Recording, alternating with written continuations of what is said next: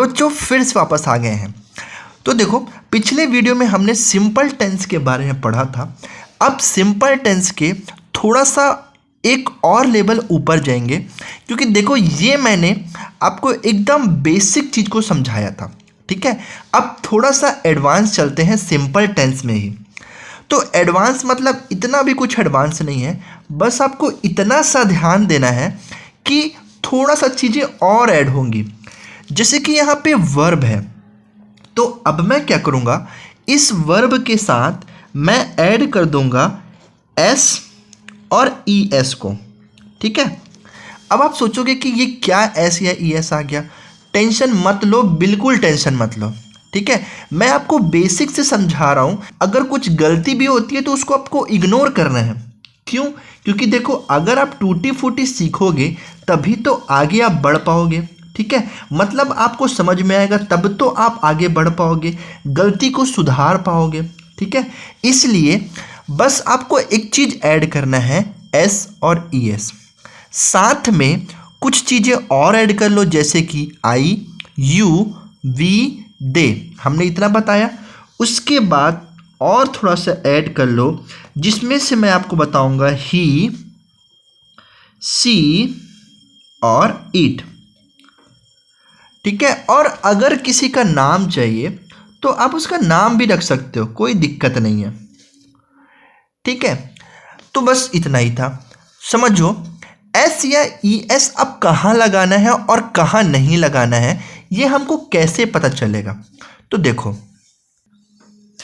तो जब कभी भी आपके पास, इसको नोट कर लेना, आपको एस या ई एस वहाँ पे लगाना है जब आपको सब्जेक्ट दिखाई दे ही, सी, ईट एंड एनीवन नेम। मतलब अगर आपको किसी का नाम दिखाई देता है, यहाँ पे आपको एस और ई एस लगाना है, ठीक है। अब ये एस और ई एस, एस कहाँ लगेगा, ई एस कहाँ लगेगा, तो वो सिंपल है। अगर आपको कोई भी वर्ड दिया हुआ है, वर्ड में अगर मान लो, देखो ये वर्ड दिया है गो।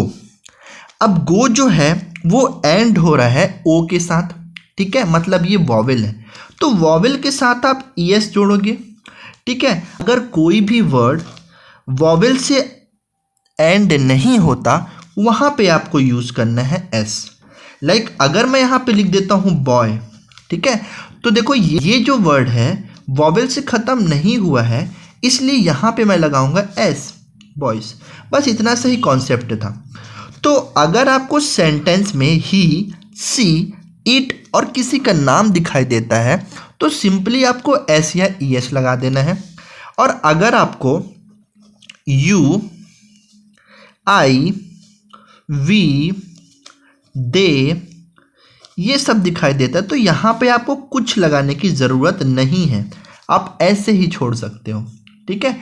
एग्जाम्पल से समझते हैं। एक चीज़ और है जो एकदम इम्पॉर्टेंट है, कि जितने भी वर्ब होते हैं, ठीक है, ये जो वर्ब हैं ये प्लूरल फॉर्म में होते हैं, ठीक है, प्लूरल फॉर्म में। तो प्लूरल फॉर्म को सिंगुलर फॉर्म में बनाने के लिए हमको यूज़ करना पड़ता है एस या ई एस, ठीक है। ध्यान से समझो, अगर आपको समझ में नहीं आया है तो एस या ई एस लगाने का मतलब ही यही है कि जो भी वर्ब होते हैं वो प्लूरल फॉर्म में होते हैं। तो इस प्लूरल फॉर्म को हमें सिंगुलर फॉर्म में बनाना होता है। सिंगुलर फॉर्म में इसलिए बनाया जाता है क्योंकि हमारा सब्जेक्ट अगर सिंगुलर है तो हमको सिंगुलर ही बनाना पड़ेगा, और अगर हमारा सब्जेक्ट प्लूरल है तो हमको वर्ब को प्लूरल ही यूज़ करना पड़ेगा। हमारा वर्ब जो है वो सब्जेक्ट के अकॉर्डिंग चेंज होता रहता है। जैसे कि मैं आपको दो एग्जाम्पल लेके दिखाता हूँ। मैं फुटबॉल खेलता हूँ, ये एक सेंटेंस ले लिया मैं। और इसी का एक दूसरा सेंटेंस ले लेता हूँ, वह फुटबॉल खेलता है। देखो दोनों का मतलब सेम है, इसमें मैं अपने लिए बात कर रहा हूं, यहां पे वह की बात हो रही है। ठीक है, तो ध्यान से देखना, वह के लिए जो हमने ही और सी का यूज किया हुआ है उसका यूज करेंगे। तो वह फुटबॉल खेलता है, ता है मतलब ये है एक लड़का, तो लड़का के लिए हम लोग वह के जगह पे ही का यूज करते हैं, और अगर ती है होता तो हम लड़की के लिए यूज करते वह का सी। ठीक है, तो यहाँ पे देखो मैं अब बना रहा हूँ, लाइव आपके सामने बना के दिखा रहा हूँ। मैं फुटबॉल खेलता हूँ, तो देखो मेरा सेंटेंस में स्ट्रक्चर क्या था, स्ट्रक्चर था मुझे सबसे पहले यूज करना है subject, then verb and then object. S या ई एस आएगा या नहीं ये हमको पता चलेगा सब्जेक्ट के अकॉर्डिंग। ठीक है, तो देखो मैं फुटबॉल खेलता हूं, तो क्या होगा, देखो आई सब्जेक्ट मैंने यूज किया, सब्जेक्ट आएगा देन आएगा वर्ब, तो मैं के लिए आई, खेलता, खेलना को हम लोग इंग्लिश में बोलते हैं प्ले, इतना तो आपको पता ही होगा, आई प्ले। ठीक है, अब देखो यहाँ पे प्ले लिखा हूं मैं, एस या एस नहीं लिखा हूं। क्यों नहीं लिखा हूं, क्योंकि मैंने पहले ही बता दिया है कि आई के साथ एस या ई एस लगाने की ज़रूरत नहीं है, क्योंकि ये ऑलरेडी प्लूरल फॉर्म में है, प्ले जो है प्लूरल फॉर्म में है। तो I play football, that simple. अब मैं इसको यहां पे लिख के दिखाता हूं, वह फुटबॉल खेलता है। तो वह देखो मैंने क्या बताया है, ये है सिंगुलर। ठीक है, ये है सिंगुलर और ये है प्लूरल। ठीक है, तो हमारा जो सब्जेक्ट है वो है सिंगुलर, तो वह के लिए मैं यूज करूंगा ही। ठीक है, अब याद करो ही प्ले, लेकिन एक चीज और, ये है सिंगुलर और जो हमारा वर्ब होता है वो किस फॉर्म में होता है, प्लूरल के फॉर्म में। तो प्लूरल को सिंगुलर बनाने के लिए एस और ई एस का यूज करना पड़ेगा, इसलिए यहाँ पे क्या आएगा,